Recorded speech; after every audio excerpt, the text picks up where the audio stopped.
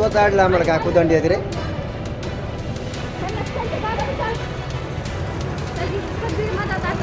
अरे काय सगळ्या काय जप्त त्या हातात नको देऊ.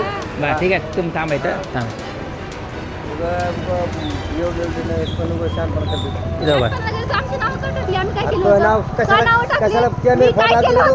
CCTV बघितलं ना मी काय केलं होतं अरे माझं नाव कॅमेरे कशाला दिसतील टाकलं तू, तुम्ही कॅमेरे दिसतील तिथं ना. बघत ना तिथं बघत गुन्हा ना तुला मी माझ्यावर गुन्हा कमी करून देणार तुला तर इतकं गुतविणार ना बरं, तू गुतव. 307 मध्ये टाकलं लक्षात तुम्ही ठेव. उभा राहील काय करत नाही काय काय करत करून त्यांना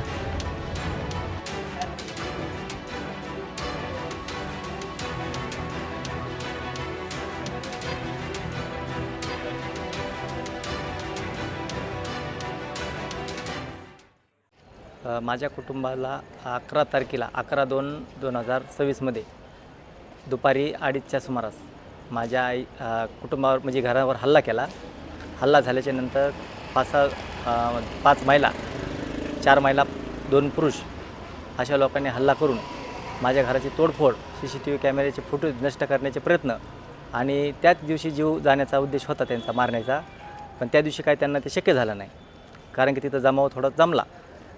तो हे फसतो का नाही तर माझे आई तिथं ॲडमिट असताना सिव्हिलला माझे वडील आणि माझे 2 नंबरचे बंधू असे हे डबा घेऊन जात असताना सयोनगर भागात गजबजलेल्या भागात इतके लोक तिथं असताना ह्यांची एवढी मजल झाली की ह्यांनी तिथं त्यांना अडवल्यानंतर प्रत्येक लोकांना अशी धमकी दिली की आम्ही तुमच्यावर गुन्हा दाखल करू ह्यांना जर तुम्ही सोडवायचे प्रयत्न केले तर.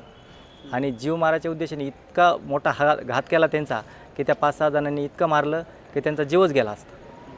त्यांच्या हातात धारदार शस्त्र असल्यामुळे लोकांचंही मनात भीती झाली की हे आपल्यालाही वार करतील एखादा आपल्यालाही वार होईल म्हणून त्या भीतीने लोकही सोडायला येणं गेले मध्ये.